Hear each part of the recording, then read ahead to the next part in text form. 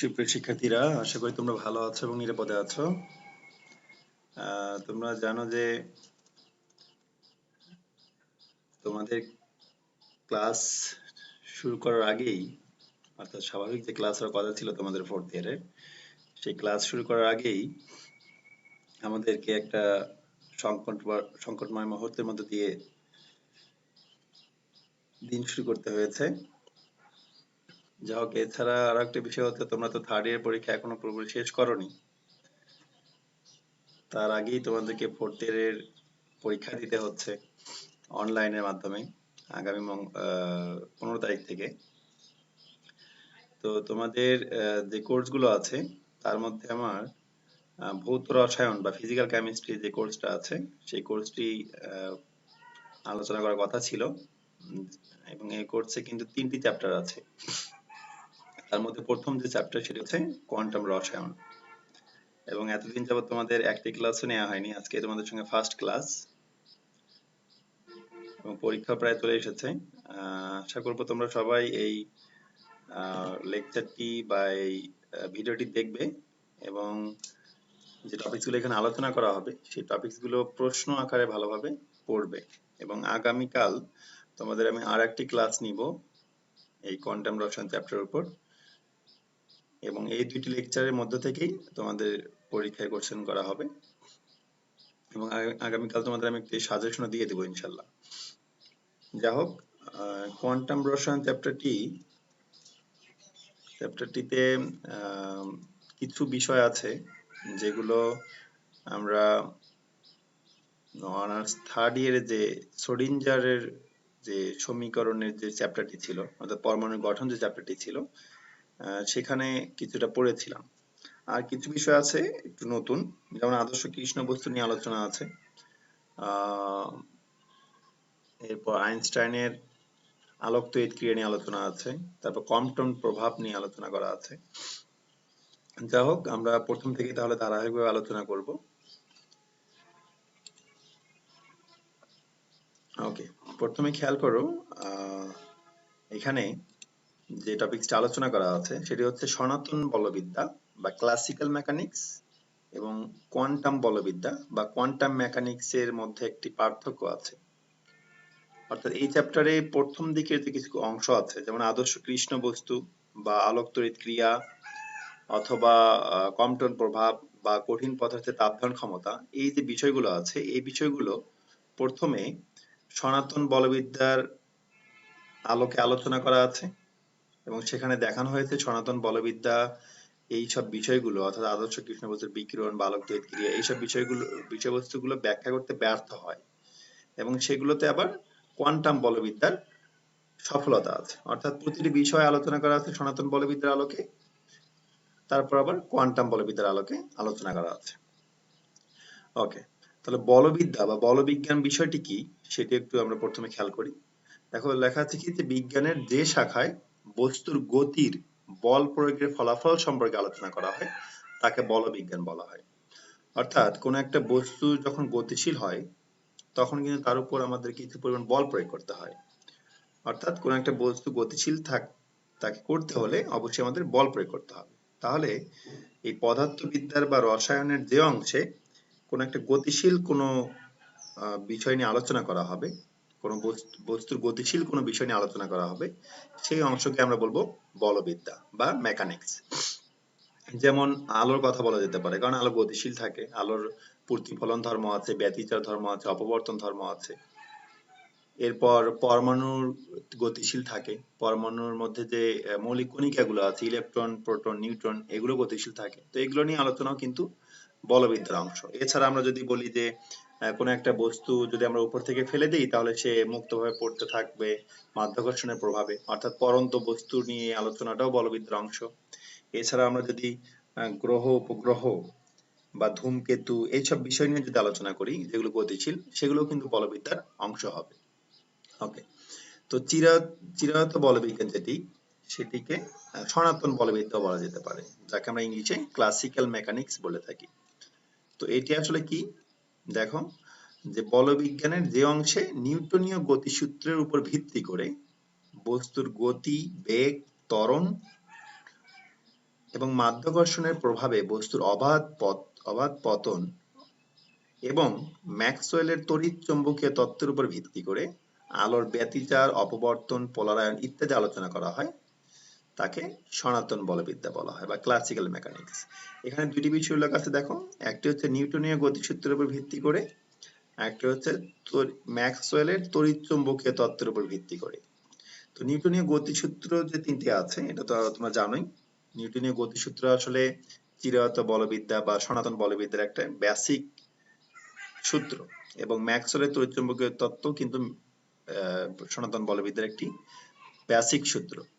যা হোক, নিউটনের যে তিনটি গতিসূত্র ছিল সেগুলো তোমরা খুব ছোটতে পড়েছো, আমি আবারও একটু বলছি। সেগুলো কি ছিল? প্রথমটি ছিল যে কোন একটি গতিশীল বস্তু সব সমবেগে গতিশীল থাকতে চায়, কোন একটি স্থির বস্তু আজীবন স্থির থাকতে চায়, যদি তাদের উপর বাইরে থেকে কোনো ধরনের বাধা দান না করা হয় বা বাইরে থেকে কোনো বল প্রয়োগ না করা হয়।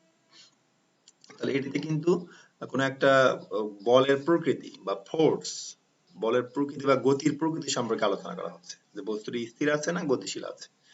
এরপর দ্বিতীয় সূত্র সেটি কিন্তু এমন যে বস্তুর উপর প্রয়োগকৃত বল F সমান ma, অর্থাৎ বস্তুর ভর এবং তার ত্বরণের গুণফলই হচ্ছে তার উপর প্রয়োগকৃত বল। এখানে কিন্তু বলের পরিমাণ সম্পর্কে আলোচনা করা হয়েছে, অর্থাৎ কোনো একটা বস্তুর উপর বা নির্দিষ্ট ভরে কোনো একটা বস্তুর উপর কি পরিমাণ বল প্রয়োগ করা হচ্ছে সেটি কিন্তু দ্বিতীয় সূত্র দ্বারা বোঝায়। দ্বিতীয় সূত্রটিতে আমরা খুব ভালোভাবেই জানি যে প্রত্যেক বস্তুই প্রত্যেক ক্রিয়ার একটি বিপরীত প্রতিক্রিয়া আছে, অর্থাৎ কোনো একটা বস্তুর উপর যদি আমরা বল প্রয়োগ করি তাহলে সে বস্তুটিও বিপরীতভাবে আমাদের উপর বল প্রয়োগ করে। তো এটি কিন্তু নিউটনের তৃতীয় গতিসূত্র ছিল। তাহলে এই তিনটি সূত্রের উপর ভিত্তি করে বস্তুর গতি, বেগ, ত্বরণ, মাধ্যাকর্ষণের প্রভাবে বস্তুর অবাধ পতন, এগুলো চিরায়ত বলবিদ্যায় আলোচনা করা হয়। আরেকটি বিষয় কি আছে? ম্যাক্সওয়েলের তড়িৎচুম্বকীয় তত্ত্বের উপর ভিত্তি করে আলোর ব্যতিচার, অপবর্তন, পোলারায়ন ইত্যাদি আলোচনা। ম্যাক্সওয়েলের তড়িৎচুম্বকীয় তত্ত্বটা কি ছিল?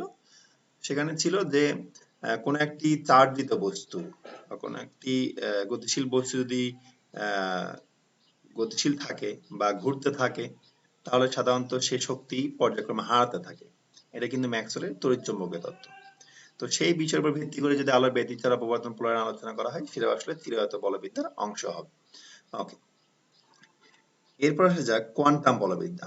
চিরায়ত বলবিদ্যা কিন্তু 1900 সালের আগ মুহূর্ত পর্যন্ত, অথবা এভাবে বলা যায় যে 17 শতক থেকে 1800 শতক থেকে বা 18 শতক থেকে 19 শতকের শেষ পর্যন্ত চিরায়ত বলবিদ্যা দিয়েই পদার্থবিদ্যার বা রসায়নের বিভিন্ন বিষয় সফলভাবে ব্যাখ্যা করা গিয়েছে। যেমন গ্রহ উপগ্রহ ধূমকেতুর চলাফেরা বা পড়ন্ত বস্তুর গতি বা চার্জযুক্ত বস্তুর গতি, তারপর গ্যাসের শব্দের কম্পন বা কণার অবস্থান, ভরবেগ, এইসব বিষয়গুলো কিন্তু সনাতন বলবিদ্যা দিয়ে প্রথমে ব্যাখ্যা করা গিয়েছে। কিন্তু যখন আমরা খুব ক্ষুদ্র কণা সম্পর্কে ধারণা পেলাম, যেমন ইলেকট্রন, প্রোটন, নিউট্রন এবং ইলেকট্রনের বিকিরণের ফলে বর্ণালীর সৃষ্টি হওয়া বা ইলেকট্রনের নির্গমনের ফলে বর্ণালীর সৃষ্টি হওয়া, এইসব ক্ষুদ্র বিষয় যখন চলে আসলো, তখন সেই সব বিষয়গুলো সনাতন বলবিদ্যার আলোকে ব্যাখ্যা করা সম্ভব হতো না। যেমন আইনস্টাইনের যে আলোক তড়িৎ ক্রিয়া আছে, এটি কিন্তু সনাতন বলবিদ্যার যে ম্যাক্সওয়েলের থিওরি বা নিউটনের গতিসূত্র থিওরি অনুযায়ী ব্যাখ্যা করা সম্ভব হয় না। তখন দেখা যায় নতুন একটা বিষয় উপস্থাপন করতে হয় অবশ্যই, সেটি হচ্ছে কোয়ান্টাম বলবিদ্যা। কোয়ান্টাম বলবিদ্যার সংজ্ঞাটি কেমন? যে আধুনিক পদার্থবিদ্যা, রসায়নবিদ্যার যে শাখায় প্লাঙ্কের কোয়ান্টাম তত্ত্বের উপর ভিত্তি করে সাবমাইক্রোস্কোপিক, মাইক্রোস্কোপিক এবং আলট্রা মাইক্রোস্কোপিক, অর্থাৎ কিছুটা ক্ষুদ্র এবং ক্ষুদ্র বা অতি ক্ষুদ্র বস্তুর উপর পর্যালোচনা করা হয় পদার্থবিদ্যা বা রসায়নবিদ্যার যে শাখায়, তাকে আমরা কোয়ান্টাম বলবিদ্যা বলতে পারি। অথবা এভাবেও সংজ্ঞাটি বলা যেতে পারে যে কোয়ান্টাম বলবিদ্যা আধুনিক পদার্থবিদ্যার এমন একটি শাখা যা পরমাণু এবং অতি পারমাণবিক কণার তরঙ্গের স্কেলে পদার্থের আচরণ বর্ণনা করে। ওকে, তাহলে কোয়ান্টাম বলবিদ্যার ভিত্তি হচ্ছে প্লাঙ্কের কোয়ান্টাম তত্ত্ব। প্লাঙ্কের কোয়ান্টাম তত্ত্ব তোমাদের অবশ্যই মনে আছে, যেখানে বলা হয়েছিল যে কোনো বস্তু থেকে বা কোনো কণা থেকে যে শক্তি শোষণ বা বিকিরণ ঘটে সেটি আসলে E সমান h নিউ, অর্থাৎ শক্তিটি বিচ্ছিন্ন বা একটা নির্দিষ্ট কোয়ান্টাম আকারে বা প্যাকেট আকারে কোনো একটা বস্তু থেকে বা কোনো তো কণা থেকে শক্তি শোষণ বিকিরণ ঘটে। আবার কোনো বস্তু যদি শক্তি শোষণও করে তাহলে সেই কোয়ান্টাম আকারে বা একটা নির্দিষ্ট পরিমাণ আকারে বা প্যাকেট আকারে সে শোষণ করে থাকে। এটা হচ্ছে প্ল্যাঙ্কের কোয়ান্টাম তত্ত্ব। ওকে, তাহলে আমরা এই স্লাইড থেকে যেটা বুঝলাম বা এই টপিকসে সেটা হচ্ছে বলবিদ্যা কি, চিরায়ত বলবিদ্যা বা সনাতন বলবিদ্যা বিষয়টি কি এবং কোয়ান্টাম বলবিদ্যা কি।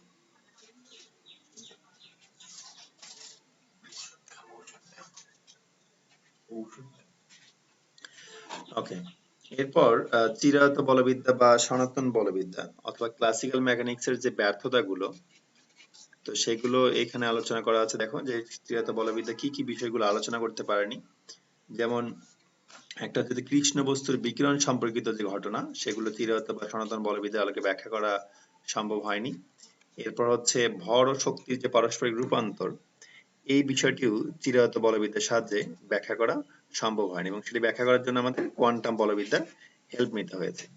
ওকে, এছাড়া দেখো এখানে দুইটি খুব ইম্পর্টেন্ট দুইটি বিষয় উল্লেখ করা হয়েছে, সেটি সনাতন বলবিদ্যার আলোকে ব্যাখ্যা করা যায়নি। একটা হচ্ছে পরমাণুর স্থায়িত্ব ব্যাখ্যায়, আর একটা হচ্ছে হাইড্রোজেনের বর্ণালী ব্যাখ্যায়।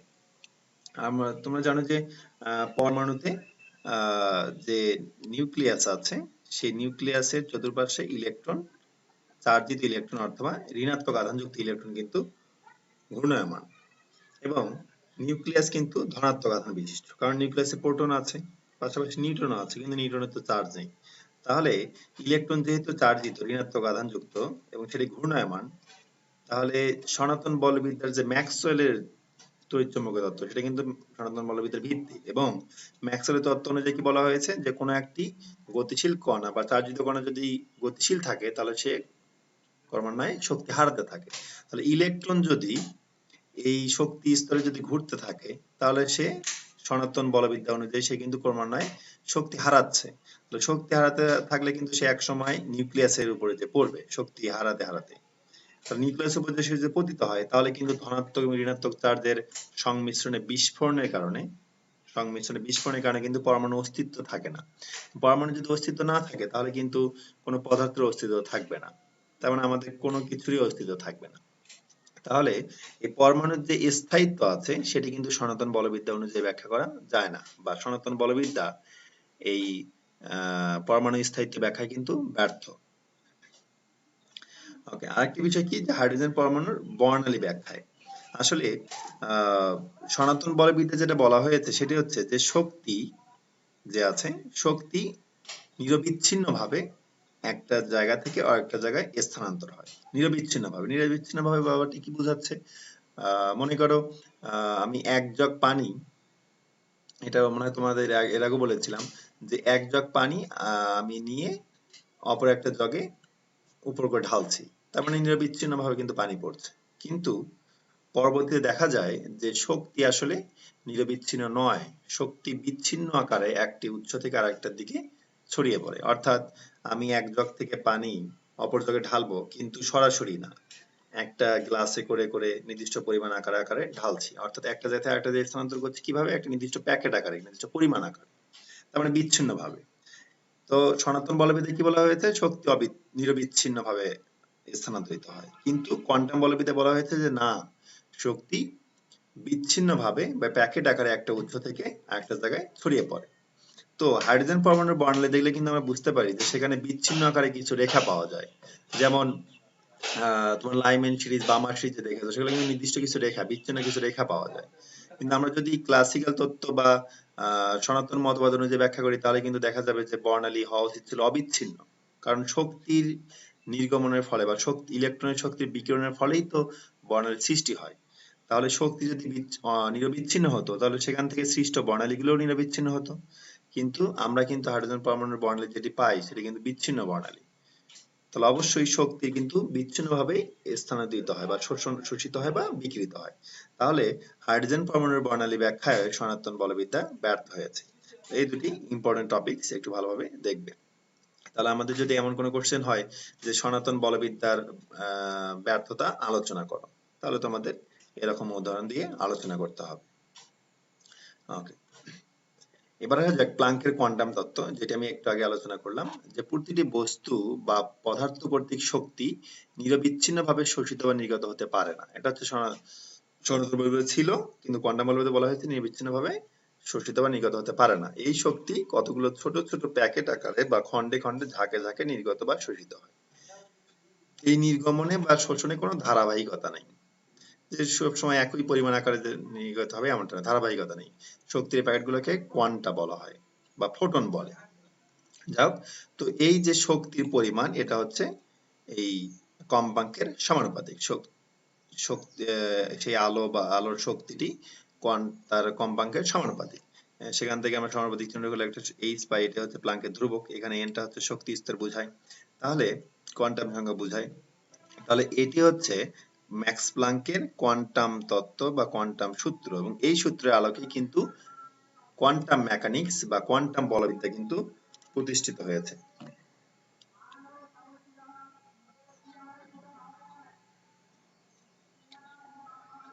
ওকে, তাহলে আমরা প্লাঙ্কের কোয়ান্টাম তত্ত্বটি দেখলাম। তাহলে যদি এমন কখনো হয় যে 2 মার্কের কোশ্চেন থাকে যে প্লাঙ্কের কোয়ান্টাম তত্ত্ব কি ব্যাখ্যা করো, তাহলে এভাবে সূত্র আকারে ব্যাখ্যা করতে হবে। যাই হোক, এখানে আর কি উল্লেখ করা হয়েছে যে প্লাঙ্ক আরো একটি কথা বলেছিলেন, যে ম্যাক্স প্লাঙ্ক, যে একটি বস্তু থেকে যদি ধরো একটি বস্তু, বস্তু থেকে বি বস্তুর দিকে শক্তি নির্গত হবে, তাহলে এখান থেকে শক্তি প্রথমে কণা আকারে ছড়িয়ে পড়বে, তারপর বি বস্তু যখন সেই শক্তিটি পাবে সেও কণা আকারে গ্রহণ করবে, কিন্তু মাঝে যে স্থানান্তর হলো, এই স্থানান্তরটা আসলে তরঙ্গ আকারে যাবে। এভাবে তরঙ্গ আকারে স্থানান্তরিত হবে, অর্থাৎ শক্তি প্রথমে কণা আকারে বস্তু থেকে নির্গত হয়ে স্থানান্তরিত হবে কি আকারে? তরঙ্গ আকারে। পরবর্তীতে যে বস্তু সেটি গ্রহণ করবে, সেই বস্তু আবার কণা আকারে গ্রহণ করবে। এটি ম্যাক্স প্ল্যাঙ্ক বলেছিলেন। যেমন যে কোনো কি উল্লেখ করা যায়, যে কোনো বস্তু যখন বিকিরিত শক্তি গ্রহণ করে তখন কণা আকারে সেই শক্তি বিকিরণ বা শোষণ করে, কিন্তু ওই বিকিরণ যখন কোনো স্থানের মধ্যে দিয়ে যায় তা তরঙ্গ আকারে বিস্তার লাভ করে। পরবর্তীতে বিজ্ঞানী আইনস্টাইন 1905 সালে ম্যাক্স প্লাঙ্কের এই ধারণাকে কিছুটা সংশোধন করেন। উনি সংশোধন করে যেটা বলেন সেটা হচ্ছে যে শুধুমাত্র শক্তি শোষণ বা বর্জনকালেই শক্তি কণা রূপে বিরাজ করে তা নয়, কোনো বিকিরণ যখন কোনো স্থানের মধ্য দিয়ে যায়, অর্থাৎ এক স্থান থেকে অন্য স্থানে যখন স্থানান্তরিত হয়, তখনও কণা রূপে সে নির্গত হয়। ওকে, তাহলে আইনস্টাইন ম্যাক্স প্লাঙ্কের ধারণাটা কিছুটা সংশোধন করেন। এবার আসা যাক কৃষ্ণ বস্তু বা আদর্শ কৃষ্ণ বস্তু বিষয়টা কি। তোমরা তো ব্ল্যাক বডি সম্পর্কে একটু হলেও জানো। ব্ল্যাক বডি সম্পর্কে প্রথমে যেটা বোঝা যায় সেটা হচ্ছে যে বস্তুর উপর আপতিত আলোর সবটুকুই শোষিত হয় তাকে আমরা ব্ল্যাক বডি বলি বা কৃষ্ণ বস্তু বলি। তাহলে সংজ্ঞাটি কি, যে কোনো বস্তুর উপর বিকিরণ আপতিত হলে বা কোনো শক্তি বা কোনো আলো পড়লে তার কিছু অংশ শোষিত হবে, কিছু অংশ প্রতিফলিত এবং অবশিষ্ট অংশ সঞ্চারিত হয়। এটা স্বাভাবিক ঘটনা। কোনো বস্তুর উপর আলো পড়লে তার কিছু অংশ শোষিত হবে, কিছু অংশ প্রতিফলিত হবে, রিফ্লেকশন হবে, কিছু অংশ সঞ্চারিত হবে, ট্রান্সলেশন হবে। কিন্তু যে বস্তুগুলোর উপর শক্তি আপতিত হলে তার সবটুকুই শোষিত হয়, কোনো প্রতিফলিত হয় না বা সঞ্চালিত হয় না, তাকে আদর্শ কৃষ্ণ বস্তু বলা হয়।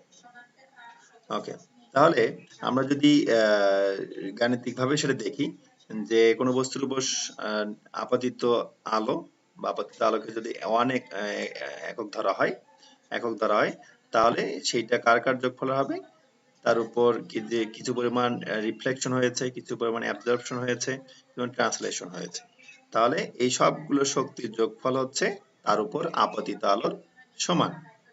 ওকে, যাই হোক, তো যদি রিফ্লেকশনের প্রতিফলনের পরিমাণ যদি শূন্য হয় এবং ট্রান্সলেশন বা স্থানান্তরের পরিমাণ যদি শূন্য হয়, তাহলে কি হবে? আপতিত আলো অর্থাৎ আপতিত আলো 1 সমান আমরা কি পাবো? 1 সমান পাবো কিন্তু এ, অর্থাৎ সবকিছুই তার উপর যতটুকু আপতিত হচ্ছে, যতটুকু পরিমাণ তার সবটুকুই সে শোষিত করছে, অ্যাবজর্পশন হচ্ছে। তাহলে যে সব বস্তু তার উপর আপতিত বিকিরণে বেশিরভাগ শোষণ করে, সবটুকুই শোষণ করে, সেসব বস্তুকে কৃষ্ণ বস্তু বলা হয়। তাহলে আদর্শ কৃষ্ণ বস্তুর ক্ষেত্রে কি হবে? তার উপর আপতিত আলোর কোনো রিফ্লেকশন হবে না, তার উপর আপতিত আলোর কোনো শক্তি ট্রান্সলেশন হবে না বা স্থানান্তর হবে না, সবটুকুই কি হবে? শোষিত হবে। ওকে, আদর্শ কৃষ্ণ, আদর্শ কৃষ্ণ বস্তুর উদাহরণ কেমন? যেমন আমরা যে কোনো একটা জায়গায় ল্যাম্প জ্বালাই, শিখা জ্বালাই, তাহলে তার ওর উপর যদি কোনো ধরো কাগজ ধরি, তাহলে তার সেখানে কালি পড়লে যে আস্তরণটা সৃষ্টি হবে সেই আস্তরণের উপর যদি কোনো আলো ফেলি, তাহলে দেখা যাবে তার 96 ভাগই শোষণ করে। এটা হচ্ছে একটা কৃষ্ণ বস্তুর উদাহরণ। আবার যদি আমরা প্লাটিনাম তারের উপর কালির স্তর ফেলি, সেখানে দেখা যায় 98 ভাগ শোষণ করে সে তার উপর আপতিত আলোর। তাহলে এগুলো হচ্ছে আদর্শ কৃষ্ণ বস্তুর উদাহরণ। ওকে, তো আদর্শ কৃষ্ণ বস্তুর আসলে অ্যাপ্রোপ্রিয়েট ডেফিনেশন যেটা, প্রকৃত সংজ্ঞা যেটি, সেটি হচ্ছে যেসব বস্তু সব তরঙ্গের দৈর্ঘ্যের বিকিরণ শোষণ করে এবং উত্তপ্ত করলে সব তরঙ্গ দৈর্ঘ্যের বিকিরণ নিঃসরণ করে, তাদেরকে আদর্শ কৃষ্ণ বস্তু বলে। তার মানে কোন একটা বস্তুর উপর যে কোনো তরঙ্গের বিকিরণ পড়ুক না কেন, আপতিত হোক না কেন, তার সবটুকু সে শোষণ করবে। আবার তাকে যদি পর্যাপ্ত উত্তপ্ত করা হয়, তাহলে সে সবটুকুই আবার বিকিরণ করে দেবে, ছেড়ে দেবে। এটা হচ্ছে আদর্শ কৃষ্ণ বস্তুর উদাহরণ। ওকে, এবার হয়ে যাক আদর্শ কৃষ্ণ বস্তুর ধরন। আদর্শ কৃষ্ণ বস্তুর ক্লাসিফিকেশন বা শ্রেণীবিন্যাস। দুই ধরনের আদর্শ কৃষ্ণ বস্তু আছে সাধারণত, একটা হচ্ছে ফেরির আর একটা হচ্ছে ভিএনের। দেখো, ফেরি আদর্শ কৃষ্ণ বস্তুর উদাহরণ হচ্ছে এটি। ফেরি কিরকম? একটা দ্বিস্তর বিশিষ্ট গোলক টাইপ, এবং তার মধ্যে একটা উত্তল অবস্থা আছে যেটা খুবই সূক্ষ্ম, এবং একটি ছিদ্র আছে, যেমন এখানে দেখানো হচ্ছে, ওটা হচ্ছে ছিদ্র। তাহলে এই ছিদ্র পথে যদি কোনো আলো পড়ে, তাহলে কিন্তু এই বরাবর যেটি পড়বে এটা কিন্তু খুবই সূক্ষ্ম। তার মানে এই বরাবর একেবারে উত্তল, একেবারে চূড়ায় যে কোনো আলো পড়ে না। তার মানে এতটা সূক্ষ্ম যে আলোগুলো একবারে যে এই চূড়ার নিচ, এই পাশে বা ও পাশে এরকম করে পড়তে থাকে। তার মানে এখানে পড়লে অবশ্যই সরাসরি দিকে যাবে না, বিপরীত দিকে যাবে না, কারণ এখানে একটা অ্যাঙ্গেল তৈরি হবে। তাহলে সে এখানে আপতিত হয়ে এর মধ্যেই, অর্থাৎ এই গোলকের মধ্যে সে বারবার প্রতিফলিত হতে থাকবে, এবং প্রতিবার প্রতিফলনের সময় দেখা গেল এখানে এই ছিদ্রপথে এখানে এসে যে আলোটা পড়লো, সেখানে ওই আলোটার প্রায় বেশিরভাগটুকু শোষণ হলো। আবার এখান থেকে প্রতিফলিত এখানে এসে যখন পড়বে, তখন আবার দেখা যাবে তার বেশিরভাগ শোষিত হবে। তো এভাবে পর্যায়ক্রমে ওই গোলকের মধ্যেই প্রতিফলিত হয়ে একটা সময় দেখা যায় সবটুকু আলোই সে শোষণ করে ফেলে। তো এটা হচ্ছে ফেরি আদর্শ কৃষ্ণ বস্তু। অপরদিকে ভিএন এর আদর্শ কৃষ্ণ বস্তু যেটি, সেটি হচ্ছে যে এরকম পিতল বা প্লাটিনামের তৈরি একটি ফাঁপা থাকে, তার মধ্যে এরকম একটা লেয়ার থাকবে। তো এর মধ্যে দিয়ে আলো পড়লে এর মধ্যে প্রতিফলিত হয়ে প্লাটিনামের কালির উপর, প্লাটিনাম ধাতুর কালির উপর, তার উপরে একটা কালি লেয়ার থাকবে, তার উপরে সবটুকু আলো শোষিত হবে। কৃষ্ণ বস্তুর পরীক্ষামূলক পর্যালোচনা। তো এর আগে যে টপিকটা তাহলে আমরা পড়লাম যে আদর্শ কৃষ্ণ বস্তু কাকে বলে, এটা কোশ্চেন হিসেবে থাকতে পারে। আবার আদর্শ কৃষ্ণ বস্তুর শ্রেণীবিন্যাস দেখাও, চিত্র সহ শ্রেণীবিন্যাস করো, এটা একটা কোশ্চেন হতে পারে। আবার কৃষ্ণ বস্তুর পরীক্ষামূলক পর্যালোচনা, অর্থাৎ কৃষ্ণ বস্তুর উপর কিভাবে আলোর সবটুকু শোষণ হচ্ছে তার একটা বর্ণনা। যেমন একটু আগে আমি এই ফেরি আদর্শ কৃষ্ণ বস্তু দিয়ে বিষয়টি ব্যাখ্যা করলাম, এখানে ডিটেলস বলা আছে। তাহলে যদি কখনো কোশ্চেন আসে যে 4 মার্কের বা 3 মার্কের কোশ্চেন, যে কৃষ্ণ বস্তুর পরীক্ষামূলক পর্যালোচনা ব্যাখ্যা করো, তাহলে এইভাবে তোমাদের ফিগার রেখে ব্যাখ্যা করতে হবে। ওকে, এবার আসা যাক আদর্শ কৃষ্ণ বস্তু যে বিকিরণ করে বা যে আলোগুলো তার উপর পড়ে, আলোগুলো বা যে শক্তিগুলো পড়ে, সেই শক্তিগুলো যখন সে ছেড়ে দেয়, তখন সেই বিকিরণের বৈশিষ্ট্যগুলো কেমন হতে পারে। যেমন বৈশিষ্ট্যগুলো 5টি মোটামুটি। 1 নম্বর বৈশিষ্ট্য কি? যে আদর্শ কৃষ্ণ বস্তু দ্বারা বিকিরিত মোট শক্তি তার পরম তাপমাত্রার চতুর্থ ঘাতের সমানুপাতিক। চতুর্থ ঘাতের সমানুপাতিক, অর্থাৎ E সমানুপাতিক T⁴। তার মানে কোন একটা বস্তু, আদর্শ কৃষ্ণ বস্তু যে শক্তি বিকিরণ করে সেটা তাপমাত্রার চতুর্থ ঘাতের সমানুপাতিক। তার মানে তাপমাত্রা কোন একটা আদর্শ কৃষ্ণ বস্তুকে যত বেশি দেওয়া যায়, সে তত বেশি পরিমাণে শক্তি বিকিরণ করে, ছেড়ে দেয়। তাহলে আমরা কি জানলাম এই বৈশিষ্ট্যটা থেকে? যে আদর্শ কৃষ্ণ বস্তু তো সবটুকু শক্তি শোষণ করেই, কিন্তু যখন তাকে আমরা উত্তপ্ত করব, সে বিকিরণ করতে থাকবে, এবং দেখা যাবে যত বেশি পরিমাণে উত্তপ্ত করব, তত বেশি পরিমাণে শক্তি সে বিকিরণ করবে। ওকে, এটা হচ্ছে প্রথম বৈশিষ্ট্য। এরপর দ্বিতীয় বৈশিষ্ট্য কি? যেমন এখানে খেয়াল করো, ফিগারে কিন্তু দেখা যাচ্ছে যে তাপমাত্রা, আমরা ফিগারটি কি করা হয়েছে, যে এক্স অক্ষ বরাবর তরঙ্গ দৈর্ঘ্য, মানে যে শক্তি সে বিকিরণ করছে তার তরঙ্গ দৈর্ঘ্যটাকে এক্স অক্ষ বরাবর বসানো হয়েছে। আমাদের জানোই তরঙ্গ দৈর্ঘ্য প্রতীক হচ্ছে ল্যামডা। এক্স অক্ষ বরাবর বসানো হয়েছে এবং ওয়াই অক্ষ বরাবর বসানো হয়েছে তার শক্তির পরিমাণ, কি পরিমাণ শক্তি সে বিকিরণ করছে। এবং দেখো প্রত্যেকটা গ্রাফের ক্ষেত্রে দেখছি এখানে তাপমাত্রা আছে। দেখো সর্বোচ্চ পরিমাণ তাপমাত্রা শক্তি বিকিরণ করেছে সে 2000 ডিগ্রি সেলসিয়াস তাপমাত্রায়। তার মানে তাপমাত্রা যত বাড়ানো হচ্ছে 1000 থেকে 1250, 1500, 1750, যত বেশি তাপমাত্রা দেওয়া হয়েছে সে শক্তির পরিমাণও, সে বিকিরিত শক্তির পরিমাণও বেশি হয়েছে। তার মানে তাপমাত্রা চতুর্থ ঘাতের সমানুপাতিক হবে। ওকে, এরপর কি আছে যে নির্দিষ্ট তাপমাত্রায় আদর্শ কৃষ্ণ বস্তু সব তরঙ্গ দৈর্ঘ্যে সমান শক্তি বিচ্ছুরণ করে না। অনেক ইম্পর্টেন্ট একটি বৈশিষ্ট্য, খেয়াল করো যে নির্দিষ্ট তাপমাত্রায় আদর্শ কৃষ্ণ বস্তু সব তরঙ্গ দৈর্ঘ্যে সমান শক্তি বিচ্ছুরণ করে না। তার মানে এক্স অক্ষরে বসাচ্ছি আমি তরঙ্গ দৈর্ঘ্য ল্যামডা, ওয়াই অক্ষরে বসাচ্ছি আমরা কি শক্তি, যে শক্তি সে বিকিরণ করছে, ই ল্যামডা দিলাম মনে করো। যাও দেখো এখানে তরঙ্গ দৈর্ঘ্য খেয়াল করে দেখো, এক্স অক্ষরে তরঙ্গ দৈর্ঘ্য বসানো হচ্ছে। যদি এমন হতো যে এই লেখচিত্রে যদি এমন পাওয়া যেত যে এই এই সরল রেখাটি হচ্ছে মনে করো 1000 ডিগ্রি সেলসিয়াস তাপমাত্রার জন্য পাওয়া গিয়েছে, অর্থাৎ 1000 ডিগ্রি সেলসিয়াস তাপমাত্রা উত্তপ্ত করলে কৃষ্ণ বস্তুটি যে পরিমাণ শক্তি বিকিরণ করেছে তার লেখচিত্রটি এমন তরঙ্গের সাথে সাথে এমন হয়েছে। তাহলে দেখো তরঙ্গ দৈর্ঘ্য, বা যদি বলা যায় যে যদি আমি এমন করে দেখাতাম যে এটা না হয় ধরো এমন একটা গ্রাফ আছে,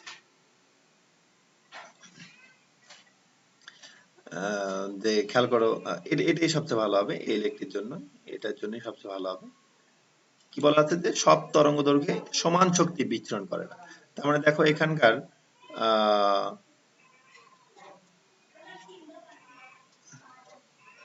তরঙ্গ দৈর্ঘ্য কিন্তু ভিন্ন। দেখো এই যে লেখচিত্রটি পাওয়া গিয়েছে এখানকার যে বিভিন্ন স্থানাঙ্ক যোগ করে তো এই লেখচিত্রটি পাওয়া গিয়েছে, তো বিভিন্ন যদি স্থানাঙ্ক হয় এই প্রতিটি স্থানাঙ্কের জন্য কিন্তু তরঙ্গ দৈর্ঘ্য কিন্তু ভিন্ন। তো ভিন্ন ভিন্ন তরঙ্গ দৈর্ঘ্যে কিন্তু একই পরিমাণ শক্তি সে বিকিরণ করেছে। বিষয়টা আবার খেয়াল করো, যদি এই লেখচিত্রটি এমন হতো, অর্থাৎ কি আদর্শ কৃষ্ণ বস্তুতে শক্তি বিকিরণ করে, সেই বিকিরিত শক্তির গ্রাফ যদি এমন হতো, তরঙ্গ দৈর্ঘ্যকে আমি এক্স অক্ষরে বসালাম আর ওয়াই অক্ষরে বসালাম সেই বিকিরিত শক্তি। তো দেখো এখানে এই লেখচিত্রটি যদি সরলরেখা হতো, তার মানে সরলরেখাটি আমরা পেয়েছি কিভাবে, বিভিন্ন স্থানাঙ্ক সেট করে করে সেই স্থানাঙ্কগুলো যোগ করে। আচ্ছা, তো এই স্থানাঙ্কের ক্ষেত্রে কিন্তু ল্যামডার মান যা, ইর মান একটা নির্দিষ্ট মান, ল্যামডার মান একটা নির্দিষ্ট মান আছে, ইর মান একটা নির্দিষ্ট আছে। এই স্থানাঙ্কের জন্য ল্যামডার মান কিন্তু ভিন্ন, কিন্তু ই বা শক্তির মান কিন্তু একই। এই স্থানাঙ্কের জন্য ল্যামডার মান কিন্তু ভিন্ন, কিন্তু শক্তির মান কিন্তু একই।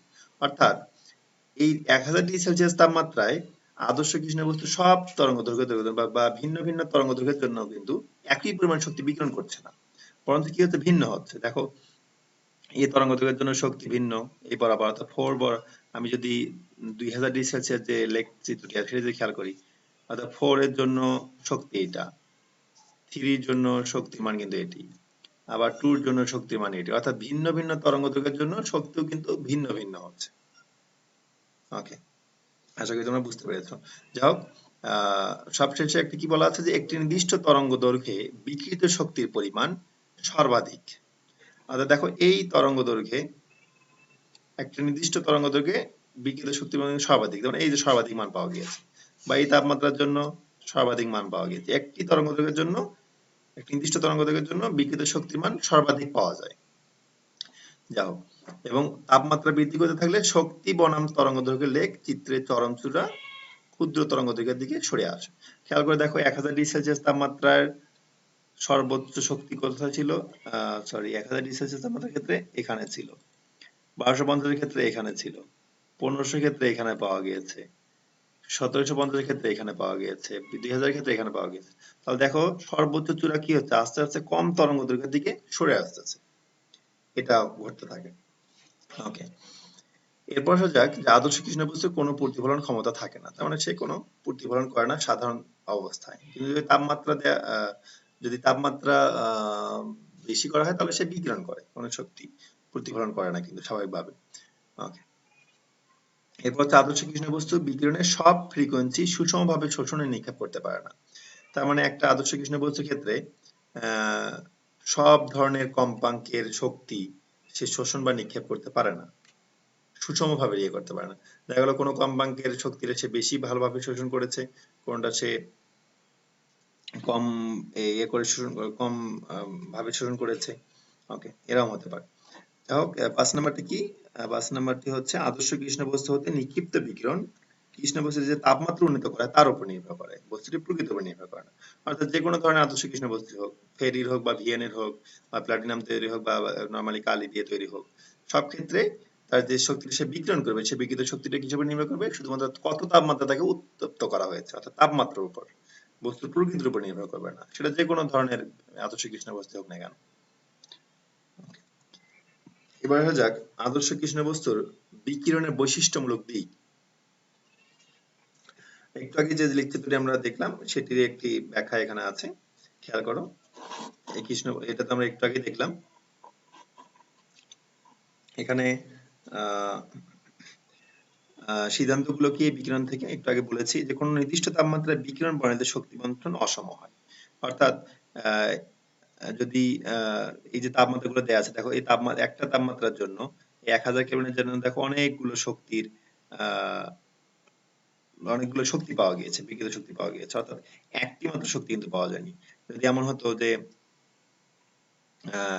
আমরা একটা তাপমাত্রার জন্য লেখচিত্র যদি এমন হতো যে ধরো এই বরাবর হতো, যদি খেয়াল করে এই বরাবর যদি হতো, তার মানে 1650 কেলভিনের জন্য শুধুমাত্র একটি শক্তি পাওয়া যাচ্ছে। অর্থাৎ সরলরেখা যদি হতো তাহলে কিন্তু আমরা বলতাম শক্তি বন্টন সুষম হয়, কিন্তু আসলে যেহেতু একটি নির্দিষ্ট তাপমাত্রার ক্ষেত্রে শক্তির বিভিন্ন মান পাওয়া যাচ্ছে, তার মানে শক্তি বন্টনটা কেমন হবে? অসম হয়। ওকে, তারপর 2 নম্বর সিদ্ধান্তটি কি? তাপমাত্রা বৃদ্ধির সাথে সাথে সর্বাধিক শক্তি নিঃসরণের তরঙ্গদৈর্ঘ্য হ্রাস পায়। তার মানে তাপমাত্রা বৃদ্ধি পাচ্ছে, দেখো 1000 থেকে 1260, 1450, 1650 সর্বাধিক শক্তি যেটি, সেটির তরঙ্গদৈর্ঘ্য কিন্তু হ্রাস পাচ্ছে, তার মানে বাম দিকে আসে। ওকে, তারপর সকল তরঙ্গদৈর্ঘ্যের ক্ষেত্রে তাপমাত্রা বৃদ্ধির সাথে সাথে শক্তি নিঃসরণের হার ক্রমশ বৃদ্ধি পেতে থাকে। তার মানে তাপমাত্রা বৃদ্ধি পাচ্ছে, শক্তি নির্গমনের হারও কিন্তু বৃদ্ধি পাচ্ছে। দেখো 1650 কিন্তু সর্বোচ্চ পরিমাণ শক্তি সে বিকিরণ করেছে। ওকে, আর এরপর কি আছে? 4 নম্বর সিদ্ধান্ত, তরঙ্গদৈর্ঘ্যের সাথে বিকিরণ তীব্রতা বৃদ্ধি পেয়ে একটি চরম মানে পৌঁছে, মানে সর্বোচ্চ একটি চূড়া পাওয়া যায়। ওকে, এগুলো হচ্ছে এই আদর্শ কৃষ্ণ বস্তু যে শক্তি বিকিরণ করে সেই বিকিরিত যে বিকিরণের যে লেখচিত্রটি আছে তার বৈশিষ্ট্য হয়। ওকে, এবার আসা যাক আদর্শ কৃষ্ণ বস্তুর যে বিকিরণগুলো আমরা দেখলাম, তাদের যে বৈশিষ্ট্যগুলো দেখলাম, সেই বৈশিষ্ট্যগুলো যদি আমরা ক্লাসিক্যাল মতবাদ অনুযায়ী, অর্থাৎ সনাতন বলবিদ্যা অনুযায়ী যদি ব্যাখ্যা করি, তাহলে তার সেই বিকিরণ, আদর্শ কৃষ্ণ বস্তুর বিকিরণের যে লেখচিত্র আছে সেটা সম্পূর্ণভাবে ব্যাখ্যা করা যায় না। অর্থাৎ সনাতন বলবিদ্যা অনুযায়ী আদর্শ কৃষ্ণ বস্তুর বিকিরণ সম্পূর্ণভাবে ব্যাখ্যা করা সম্ভব হয় না, কিছুটা ব্যর্থতা থেকে যায়, যেটা আমরা প্লাঙ্কের কোয়ান্টাম মতবাদের সাহায্যে আবার সম্পূর্ণভাবে ব্যাখ্যা করতে পারি। ওকে, তো এই আদর্শ কৃষ্ণ বস্তু সম্পর্কে বা কৃষ্ণ বস্তুর বিকিরণ সম্পর্কে সনাতন বলবিদ্যায় 3টি প্রসিদ্ধ মতবাদ আছে, 3টি প্রসিদ্ধ সূত্র আছে। সেই 3টি সূত্র আমরা ধারাবাহিকভাবে আলোচনা করব। প্রথমটি কি? স্টিফেন ও বোলজম্যানের সূত্র। দ্বিতীয়টি হচ্ছে ভিয়েনের সূত্র এবং তৃতীয়টি হচ্ছে র্যালে এবং জিন্সের সূত্র। এই 3টি সূত্রই কিন্তু সনাতন বলবিদ্যা অনুযায়ী বলবিদ্যার আলোকে দেয়া। প্রথম সূত্রটি কি? স্টিফেন বোলজম্যান 1884 সালে দিয়েছেন। সেটি কি? যে কোন একটি বস্তু, আদর্শ কৃষ্ণ বস্তু যে শক্তি বিকিরণ করে সেটি পরম তাপমাত্রা 4th ঘাতের সমানুপাতিক। এটি কিন্তু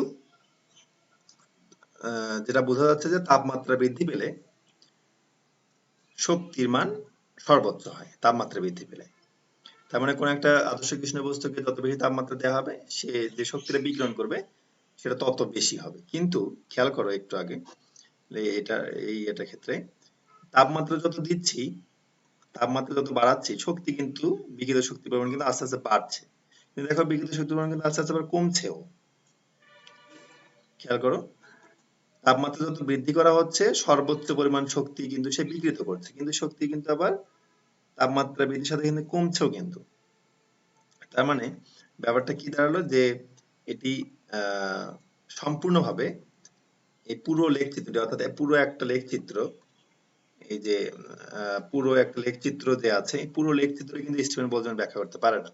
অর্থাৎ তাপমাত্রা বৃদ্ধি পেলে যে শক্তি বিকিরণ বাড়তেই থাকবে, এটা কিন্তু সে সম্পূর্ণভাবে ব্যাখ্যা করতে পারছে না। আবার আরেকটা বিষয় সে ব্যাখ্যা করতে পারছে না, সেটা হচ্ছে যে বিভিন্ন তরঙ্গদৈর্ঘ্যের ক্ষেত্রে, অর্থাৎ একটা নির্দিষ্ট তাপমাত্রায় বিভিন্ন তরঙ্গদৈর্ঘ্যের ক্ষেত্রে শক্তির যে বিভিন্ন মান পাওয়া যাচ্ছে সেটা কিন্তু সে ব্যাখ্যা করতে পারেনি। শুধুমাত্র কি বলেছে সে? যে শক্তি তাপমাত্রা বৃদ্ধি পেলে বিকিরিত শক্তিটা বৃদ্ধি পাবে, শুধুমাত্র একটি বৈশিষ্ট্য সে ব্যাখ্যা করতে পেরেছে, অন্যগুলো কিন্তু সে ব্যাখ্যা করতে পারেনি। ওকে, তাহলে এটা হচ্ছে স্টিফেন বোলজম্যান সূত্রের ব্যর্থতা। এখানে দেখো স্টিফেন বোলজম্যান সূত্রের ব্যর্থতা দেওয়া আছে, কি দেওয়া আছে যে স্টিফেন বোলজম্যান বিভিন্ন তরঙ্গ দৈর্ঘ্যের মধ্যে শক্তি বিকিরণের উপর কোনো আলোকপাত না করার কারণে তাদের সূত্র কৃষ্ণ বস্তুর বিকিরণ ব্যাখ্যায় ব্যর্থ বলে প্রমাণিত হয়। অর্থাৎ তাপমাত্রা বৃদ্ধি পেলে যে শক্তি বিকিরণ বৃদ্ধি পায় বা বিকিরিত শক্তির মান বৃদ্ধি পায় এটা সত্য, কিন্তু এই যে বিভিন্ন এক শক্তির গ্রাফটা যে এরকম হচ্ছে একটা বাড়ছে আবার কমছে, অর্থাৎ বিভিন্ন তরঙ্গ দৈর্ঘ্যের জন্য শক্তির মানও বিভিন্ন পাওয়া যাচ্ছে, সেগুলো কিন্তু সে ব্যাখ্যা করতে পারেনি। ওকে, এরপর আসা যাক ভিএনের সূত্র। ভিএন যেটা বলেছে সেটি হচ্ছে, ভিএনের মেইন সূত্র আসলে এটি, এই সূত্রটি হচ্ছে ভিএনের মেইন সূত্র, যেটি সংক্ষিপ্ত রূপ আমরা এভাবে বলতে পারি, অর্থাৎ ল্যামডা ম্যাক্স বিষয়টি কি সেটা আমি বলছি। ল্যামডা ম্যাক্স এখানে টি, ল্যামডা ম্যাক্স ইনটু টি সমান ধ্রুবক আছে, অর্থাৎ এটাকে কিন্তু এভাবে লেখা যেতে পারে 1/t।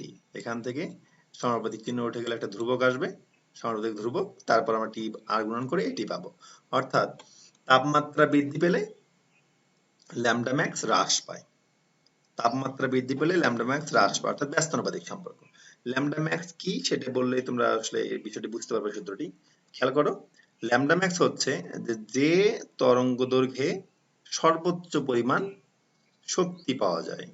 যেমন এই ইলেকট্রিসিটির ক্ষেত্রে দেখো সর্বোচ্চ শক্তি পাওয়া গিয়েছে কত, এই যে খেয়াল করে দেখো 10, এটা এটা এর চেয়ে ভালো হবে এই ইলেকট্রিসিটি দেখলে, খেয়াল করো, আচ্ছা এটা দেখলে হবে।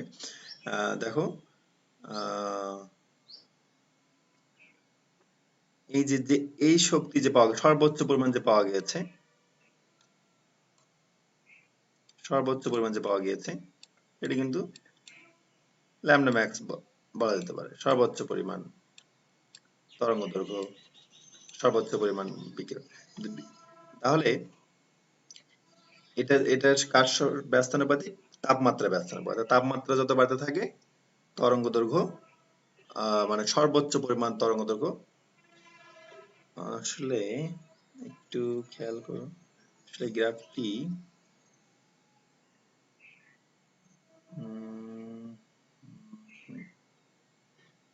গ্রাফটি একটু সমস্যা আছে। গ্রাফটি আসলে এইখানে হবে,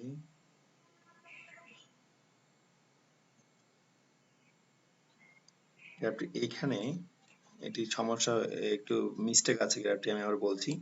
এইদিকে হবে শক্তির পরিমাণ, এদিকে শক্তি হবে, y অক্ষ বরাবর হবে শক্তি, ভুল করা আছে, y অক্ষ বরাবর শক্তি হবে এবং x অক্ষ বরাবর আসলে ল্যামডা হবে, তরঙ্গ দৈর্ঘ্য হবে।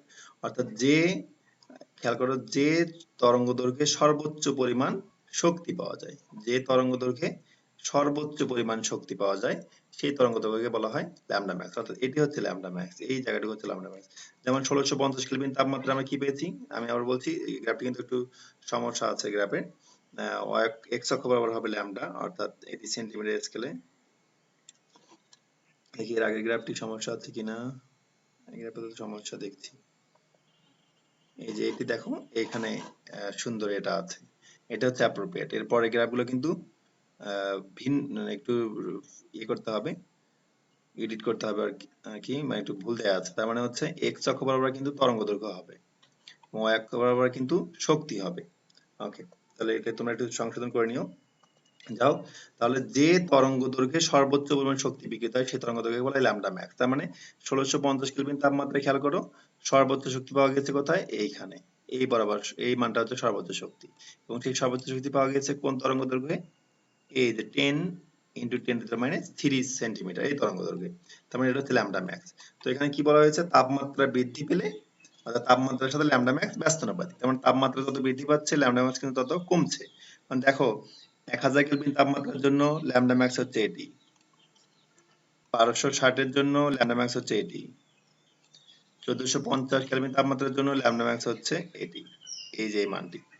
তাহলে 1000 কেলভিনের জন্য ল্যামডা ম্যাক্স মানে এটি, 1260 এর জন্য এটি, এবং 1450 এর জন্য মানটি হচ্ছে এটি, এবং 1650 এর জন্য হচ্ছে 10। তার মানে কি দেখা যাচ্ছে, তাপমাত্রা যত বাড়ছে ল্যামডা ম্যাক্স তত কমছে, অর্থাৎ ব্যস্তানুপাতিক সম্পর্ক। তাহলে যেটা আমরা বুঝতে পারলাম যে স্টিফেন বোলজম্যানের সূত্র কোনটি ব্যাখ্যা করতে পারতো শুধু, যে তাপমাত্রা বৃদ্ধি পেলে বিকিরিত শক্তিমান বৃদ্ধি পায়, কিন্তু বিভিন্ন তরঙ্গ দৈর্ঘ্যের ক্ষেত্রে যে বিভিন্ন শক্তি পাওয়া যায় সেটা ব্যাখ্যা করতে পারেনি। এটা ছিল স্টিফেন বোলজম্যানের সূত্র। আবার ভিএনের যে সূত্র আমরা দেখলাম সেটা কি আছে, যে ল্যামডা ম্যাক্স এর সঙ্গে তাপমাত্রা ব্যস্তানুপাতিক সম্পর্ক, অর্থাৎ তাপমাত্রা বৃদ্ধি পেতে থাকলে ল্যামডা ম্যাক্স তাপমাত্রা বৃদ্ধি পেতে থাকলে ল্যামডা ম্যাক্সটা কমতে থাকে, অর্থাৎ ব্যস্তানুপাতিক। তো আমরা এখানে লেখচিত্র তাই দেখছি যে আসলেই তাপমাত্রা বৃদ্ধি পেলে ল্যামডা ম্যাক্সটা হ্রাস পায়, কিন্তু তাপমাত্রা বৃদ্ধি পেলে যে শক্তির মানটা আস্তে আস্তে যে কমছে, এক সময় আস্তে আস্তে বেড়ে আবার কমছে, বা বিভিন্ন তরঙ্গদৈর্ঘ্যের জন্য যে ল্যামডা ম্যাক্স এর মান যে ল্যামডার মান যে বিভিন্ন হয়, বা বিভিন্ন তরঙ্গদৈর্ঘ্যের জন্য শক্তির মান যে বিভিন্ন হয়, সেটি কিন্তু ব্যাখ্যা করতে পারেনি।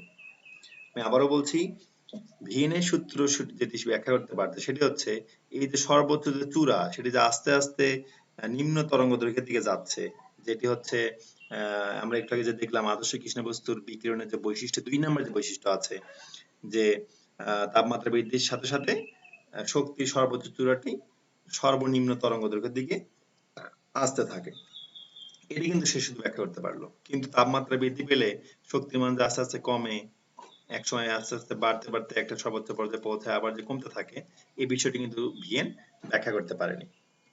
যাই হোক, ভিএনের সূত্রটি এটা হচ্ছে সিম্পল ফর্মুলা, কিন্তু ভিএনের আসল সূত্র হচ্ছে এটি, এবং সেটিকে প্রতিপাদন করে সিম্পলি আমরা এখানে যেতে পারি। তো কখনো যদি আসে যে ভিএনের সূত্রটি ব্যাখ্যা করো, বা ভিএনের সূত্রটি ভিএনের সূত্র দ্বারা আদর্শ কৃষ্ণ বস্তুর বিকিরণের যে ব্যর্থতা আছে সেটি তোমরা তুলে ধরো, তাহলে কিন্তু অবশ্যই এটি প্রতিপাদন করে দেখাতে হবে। যাই হোক, প্রতিপাদনে খেয়াল করো, এখানে C1 ছিল তো ধ্রুবক, তারপর এই ল্যামডা 5 কে যদি উপরে নিয়ে যাওয়া হয় তাহলে ল্যামডা -5 হবে। এই রাশি দুটিকে y এর সাপেক্ষে ব্যবকলন করা হয়েছে, এবং যেহেতু এটা দুইটি রাশি আছে, তার মানে এটা যদি আমরা u ধরি, আমরা যদি v ধরি, তাহলে u এবং v এর যে ব্যবকলনের সূত্র সেটি হবে, অর্থাৎ u ফিক্সড রেখে v কে ব্যবকলন করতে হবে, প্লাস v ফিক্সড রেখে u কে ব্যবকলন করতে হবে, এটা হচ্ছে নিয়ম। তাহলে আমরা যদি ব্যবকলন করি তাহলে ফাইনালি এই ফর্মেটে আসবো। কিন্তু এখানে যে বিষয়টি সমস্যা তোমাদের, এটা হচ্ছে তোমরা সরাসরি হয়তো বা এইটুকু বুঝতে পারবে না যে কিভাবে এখান থেকে ব্যবকলন করে এখানে আসা হয়েছে। সেজন্য আমি তোমাদের ব্যবকলন রূপটা এখানে নিজেতে করে দেখেছি। আশা করি তোমরা এটা দেখলেই ভালোভাবে বুঝতে পারবে যে কিভাবে এই লাইন থেকে এখান থেকে এখানে আসা হলো কিভাবে, সেটা আমি এখানে সাইডে তোমাদের সলভ করে দিয়েছি। তোমরা এটা থেকে এটাও লিখতে পারবে, ওটা যদি অথবা যদি এভাবে ভেঙে লেখো তাহলে তোমাদের কিছুটা হলেও বোঝা সহজ হবে। ওকে, তাহলে ফাইনালি এটি হচ্ছে ভিএন এর সূত্র, যেটিকে সিম্পলিফাই করে এই ফরম্যাটে আসা যায়। যা হোক, তাহলে এই ফরম্যাটে আসার পর খেয়াল করে দেখো কি বলা আছে, যে বিকিরণের ম্যাক্সিমাম হলে ইর যে ব্যবকলন রূপ সেটি শূন্য হবে, শক্তি বিকিরিত শক্তি যে ব্যবকলন রূপ সেটি শূন্য হবে। কিভাবে খেয়াল করো, ল্যামডা সমান ল্যামডা ম্যাক্স, অর্থাৎ শক্তির সাথে ল্যামডা ম্যাক্স এর সম্পর্ক কিন্তু ব্যস্তানুপাতিক। ব্যস্তানুপাতিক শক্তির সাথে ব্যস্তানুপাতিক সম্পর্ক কিন্তু ল্যামডা ম্যাক্স এর। কিভাবে খেয়াল করো, আমি এখানে দেখাই, শক্তির মান সর্বোচ্চ যত বেশি হচ্ছে ল্যামডা ম্যাক্স তত কম হচ্ছে। এটা ক্ষেত্রে যে ল্যামডা ম্যাক্স এর মান তার চেয়ে এখানে ল্যামডা ম্যাক্স আরো কম, আরো কম, আরো কম। তার মানে শক্তি যত বাড়ছে, সর্বোচ্চ যত বাড়ছে, ল্যামডা ম্যাক্স মান কিন্তু তত কমছে। তার মানে ব্যস্তানুপাতিক সম্পর্ক। যাও, তাহলে ল্যামডা সমান যদি ল্যামডা ম্যাক্স হয়, তাহলে তরঙ্গ দৈর্ঘ্য যদি সর্বোচ্চ তরঙ্গ দৈর্ঘ্য হয়, তাহলে শক্তিমান পাওয়া যাবে ক্ষুদ্র। তার মানে তরঙ্গ দৈর্ঘ্য সর্বোচ্চ হলে শক্তি হবে ক্ষুদ্র, এবং ক্ষুদ্র রাশিকে যদি ব্যবকলন করা হয়, খুবই ক্ষুদ্র রাশিকে, তাহলে কিন্তু একটা সময় জিরো হয়ে যাবে। কারণ ব্যবকলন বলতে আমরা কি বলি, ব্যবকলন বলতে বুঝি আমরা যে ভেঙে ফেলা, খুব ছোট ছোট করা আর কি। তাহলে ল্যামডার সমান যদি ল্যামডা ম্যাক্স হয়, অর্থাৎ তরঙ্গ দৈর্ঘ্য যদি সর্বোচ্চ তরঙ্গ দৈর্ঘ্যে পরিণত হয়, তাহলে কিন্তু সেখানে যে শক্তি পাবো সেটা খুবই ক্ষুদ্র হবে, এবং তার ব্যবকলন রূপটা হবে শূন্য। তাহলে এর পরিবর্তে আমরা শূন্য লিখতে পারি। তাহলে এখান থেকে এর পরিবর্তে শূন্য লেখা হয়েছে। তারপর এই রাশিটা সমান শূন্য লেখা যাবে না, বা এই রাশিটা সমান শূন্য লেখা যাবে না। উৎপাদকের কথা তোমাদের মনে আছে কিনা, এখানে তিনটি রাশি আছে, এটি, এটি এবং এটি। এই তিনটির মধ্যে যে কোনো একটি কিন্তু শূন্য হবে, বা তিনটি শূন্য হতে পারে। তো এইটি এবং এটি, এই দুটি কিন্তু শূন্য হবে না, শূন্য হবে এটি। কেন হবে না, কারণ দেখো এখানে যদি শূন্য হয় তাহলে ল্যামডা ম্যাক্স টু দি পাওয়ার 6 এটা বর্গমূল করলে শূন্য হবে, কারণ ধ্রুবকের মান শূন্য হচ্ছে। একইভাবে এই ক্ষেত্রে ধ্রুবকের মান শূন্য হবে, ধ্রুবকের মান কিন্তু শূন্য হতে পারে না। তো অবশ্যই এই রাশিটি অর্থাৎ এটি এবং এই রাশিটি এই দুটি কিন্তু শূন্যের সমান হবে না, অর্থাৎ এটি সমান শূন্য হবে। যা হোক, সেখান থেকে আমরা ফাইনালি এই ফর্মুলাটা আসতে পারি, এই ফর্মুলাটি। তাহলে আমরা কি দেখলাম যে তাপমাত্রা বৃদ্ধি পেলে ল্যামডা ম্যাক্স এর মান যে কমে যায় বা তাপমাত্রার সাথে ল্যামডা ম্যাক্স এর সম্পর্ক যে ব্যস্তানুপাতিক, সেটি শুধুমাত্র ভিএন এর সূত্র দ্বারা ব্যাখ্যা করা যায়। তাহলে প্রথমত আমরা কি দেখলাম, স্টিফেন বোলজম্যানের সূত্র দ্বারা কি বোঝা যায়, তাপমাত্রা বৃদ্ধি পেলে শক্তি বিকিরণের পরিমাণ বৃদ্ধি পায়। কিন্তু বিভিন্ন তরঙ্গদৈর্ঘ্যের জন্য শক্তি বিকিরণ যে বিভিন্ন হচ্ছে অর্থাৎ অসম হচ্ছে যে, সেটা কিন্তু ব্যাখ্যা করতে পারেনি। আবার এটা দ্বারা কি বোঝা যায়, ভিএনের সূত্র দ্বারা তাপমাত্রা বৃদ্ধি পেলে ল্যামডা ম্যাক্স এর মান কমছে, অর্থাৎ তরঙ্গদৈর্ঘ্যের মান কমে যাচ্ছে, তাপমাত্রা যত বৃদ্ধি পাচ্ছে ল্যামডা ম্যাক্স মান তত কমে যাচ্ছে। এটি শুধুমাত্র একটি বৈশিষ্ট্য ব্যাখ্যা করতে পারে। আদর্শ কৃষ্ণ বস্তুর বিকিরণের সবগুলো বৈশিষ্ট্য সে ব্যাখ্যা করতে পারছে না।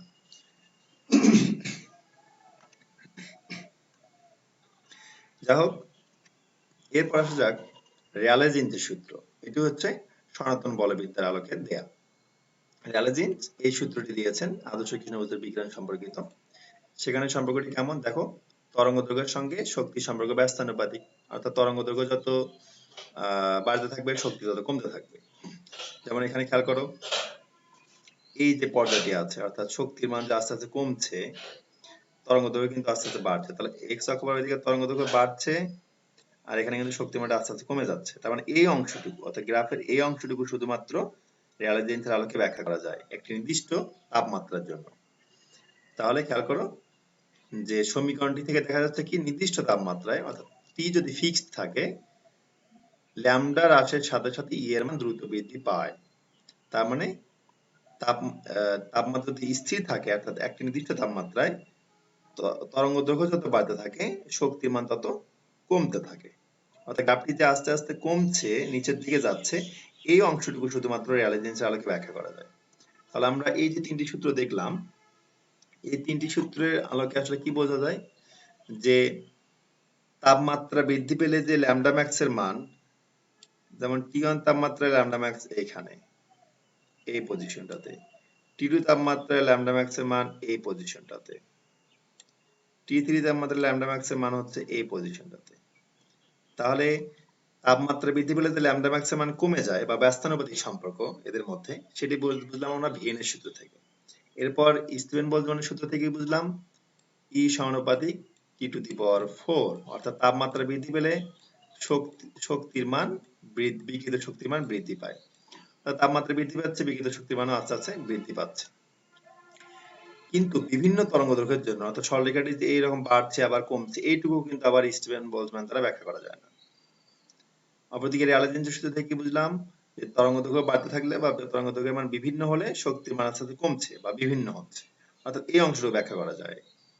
তাহলে আমরা শুধুমাত্র এই চূড়াটি ব্যাখ্যা করতে পারছি, তাপমাত্রা বাড়ার সাথে সাথে শক্তিমান বাড়ছে, এটা ব্যাখ্যা করতে পারছি আরেকটা সূত্র দিয়ে, র্যালে জীন্সের সূত্র দিয়ে শুধুমাত্র এতটুকু ব্যাখ্যা করতে পারছি। তার মানে তিনটে সূত্র কিন্তু আলাদা আলাদা ভাবে আদর্শ কৃষ্ণ বস্তুর বিকিরণটি সুন্দরভাবে ফুটে তুলতে পারছে না, ব্যর্থ হচ্ছে।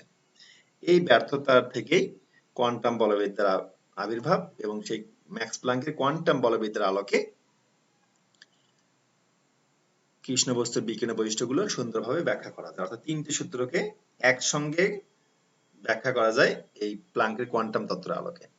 যেমন বিজ্ঞানী প্ল্যাঙ্ক 1901 সালে কৃষ্ণ বস্তুর বিকিরণ সম্পর্কিত এই সূত্রটি দিয়েছেন। এবং এই সূত্রটির ক্ষেত্রে যখন ক্ষুদ্র তরঙ্গদৈর্ঘ্য হবে, অর্থাৎ তরঙ্গদৈর্ঘ্য যদি খুবই ক্ষুদ্র হয়, তাহলে তরঙ্গদৈর্ঘ্যের মান যদি খুবই ক্ষুদ্র হয়, তাহলে ল্যামডা মান যদি খুবই ক্ষুদ্র হয়, তাহলে এই পুরো মানটুকু অনেক বড় হয়ে যাবে। এবং অনেক বড় মান অপেক্ষা 1 বিয়োগ করলে, তার মানে বিয়োগ করলাম না বোঝা যায়। তার মানে অনেক বড় কোনো কিছু থেকে 1 বিয়োগ করা মানে ওই বড়টাই থেকে যাওয়া। তার মানে ধরো 1 কোটি থেকে আমি যদি 1 বিয়োগ করি, তাহলে কিন্তু তেমন কিছু পরিবর্তন হলো না। তার মানে শুধুমাত্র আমি এটাই লিখতে পারি। তো তরঙ্গদৈর্ঘ্য যখন ক্ষুদ্র হবে, তাহলে এই রাশিটার পরিবর্তে অর্থাৎ এই রাশিটির পরিবর্তে আমি শুধুমাত্র e⁴ লিখতে পারি। সেটা যদি এখানে আমরা বসাই, তাহলে যে সূত্রটি পাবো এটি কিন্তু ভিএন এর সূত্রের অনুরূপ। তোমরা খেয়াল করে দেখো, এটি কিন্তু ভিএন এর সূত্রের অনুরূপ। তাহলে ক্ষুদ্র তরঙ্গদৈর্ঘ্যের ক্ষেত্রে ম্যাক্স প্ল্যাঙ্কের সূত্র কার সমীকরণের অনুরূপ হচ্ছে? ভিএন এর সূত্রের। যেটি ব্যাখ্যা করতে পেরেছে যে ল্যামডা ম্যাক্স এর সঙ্গে অর্থাৎ তাপমাত্রা বৃদ্ধি পেলে ল্যামডা ম্যাক্স যে কমে যায়, ভিএন এর যে সূত্রটি সেটির অনুরূপ হচ্ছে এই সূত্রটি। ওকে, এরপর আসা যাক, যদি তরঙ্গদৈর্ঘ্য খুব উচ্চ হয় অর্থাৎ উচ্চ তরঙ্গদৈর্ঘ্যের ক্ষেত্রে, তখন আমরা এই ই টু দি পাওয়ার বি ভাগ ল্যামডা টি এই রাশিটির পরিবর্তে এই রাশিটি লিখতে পারি। কিভাবে লিখতে পারি? দেখো ই টু দি পাওয়ার বি ভাগ ল্যামডা টি কিন্তু বিস্তৃত করে বিপরীত উপপাদ্য আকারে বিস্তৃত করা আছে। তো আমরা এই দ্বিপদ উপপাদ্য অনুযায়ী বিস্তৃতি করা আছে যে, সেখান থেকে আমরা শুধুমাত্র নিয়েছি কতটুকু, এই অংশটুকু। কেন? কারণ তরঙ্গদৈর্ঘ্য যদি বেশি হয়, ল্যামডার মান যদি অনেক বেশি হয়, তাহলে দেখো আস্তে আস্তে ল্যামডা, এখানে আছে ল্যামডা বি ল্যামডা দ্বারা ভাগ আছে, এখানে আছে বি স্কয়ার ল্যামডা স্কয়ার দ্বারা ভাগ আছে, এখানে বি স্কয়ার। তার মানে যত সামনের দিকে যাওয়া যাচ্ছে, তরঙ্গদৈর্ঘ্য উচ্চ হলে তার মানে বড় রাশি দ্বারা কিন্তু ভাগ করা হচ্ছে, তাহলে এই অনুপাতগুলো কিন্তু অনেক ক্ষুদ্র হতে থাকবে। আমি আবারও বলছি, দেখো এখানে ল্যামডা কিন্তু হর আকারে আছে, হরে আছে। তাহলে কোনো অনুপাতের হর যদি খুব বড় রাশি হয়, তাহলে কিন্তু তাদের অনুপাতের মান কিন্তু খুবই ক্ষুদ্র হয়। তার মানে সামনের দিকে যেহেতু ল্যামডার মানটা বাড়ছে, তাহলে উচ্চ তরঙ্গদৈর্ঘ্যের ক্ষেত্রে এই মানগুলো অনেক ক্ষুদ্র হয়ে যায়। সেজন্য আমরা শুধুমাত্র এই দুটি রাশি নিতে পারি। তো এটি তো বিভাগ ল্যামডাটি উচ্চ তরঙ্গদৈর্ঘ্যের ক্ষেত্রে ভেঙে এই আকারে লেখা যায়, এবং সেখান থেকে কিন্তু আমরা এই ফর্মেটে আসতে পারছি, যেটা রেয়ালের জিনসের সূত্র। তাহলে যেটা বুঝতে পারলাম যে ক্ষুদ্র তরঙ্গদৈর্ঘ্যের ক্ষেত্রে ম্যাক্স প্লাঙ্কের সমীকরণটি ভিএন এর সূত্র অনুরূপ হচ্ছে, আবার উচ্চ তরঙ্গদৈর্ঘ্যের ক্ষেত্রে ম্যাক্স প্লাঙ্কের সূত্র রেয়ালে জিনসের সূত্র অনুরূপ হচ্ছে। তাহলে এভাবে ম্যাক্স প্লাঙ্কের আলোকে সনাতন বলবিদ্যার তিনটি সূত্রকে এককভাবে আলোচনা করে আদর্শ কৃষ্ণ বস্তুর বিকিরণের সবগুলো বৈশিষ্ট্যই ব্যাখ্যা করা যায়। ওকে, এ হচ্ছে কোয়ান্টাম বলবিদ্যা, আদর্শ কৃষ্ণ বস্তুর বিকিরণের ব্যাখ্যায় কোয়ান্টাম বলবিদ্যার সফলতা। এটা তাহলে এটা সরাসরি ভাবে কোশ্চেন আসতে পারে যে আদর্শ কৃষ্ণ বস্তুর ব্যাখ্যায়, বিকিরণের ব্যাখ্যায় প্ল্যাঙ্কের কোয়ান্টাম তত্ত্বের সফলতা ব্যাখ্যা করো, বা আদর্শ কৃষ্ণ বস্তুর ক্ষেত্রে কোয়ান্টাম তত্ত্ব আলোচনা করো, এভাবে থাকতে পারে। ওকে, ফাইনালি যেটি আছে সেটা হচ্ছে ক্লাসিক্যাল মেকানিক্স বা সনাতন বলবিদ্যা এবং কোয়ান্টাম বলবিদ্যার মধ্যে পার্থক্য। তো তোমরা এটা নিজেরা এটা দেখে নিও। তো আজকে পর্যন্তই। আগামী দিন ইনশাল্লাহ আমরা আলোক তড়িৎক্রিয়া আলোচনা করব। তোমাদের লেকচারটা অনেক বড় হয়ে গেল, কিন্তু যেহেতু পরীক্ষা কাছে চলে আসছে, আমাদের তাড়াতাড়ি শেষ করতে হবে, এই জন্য একটু বড় করে আলোচনা করলাম। তাহলে আগামী দিন ইনশাল্লাহ আমরা আইনস্টাইনের আলোক তড়িৎক্রিয়া আলোচনা করব, সেটা সহ তোমাদের 15 তারিখের পরীক্ষায় সিলেবাস অন্তর্ভুক্ত থাকবে। ওকে, তা সে পর্যন্ত তোমরা সুস্থ থাকবে, ভালো থাকবে, এবং তোমরা ভালোভাবে পড়াশোনা করবে, সেই আশা রেখে আজকের মতো এখানে শেষ করছি। ধন্যবাদ সবাইকে।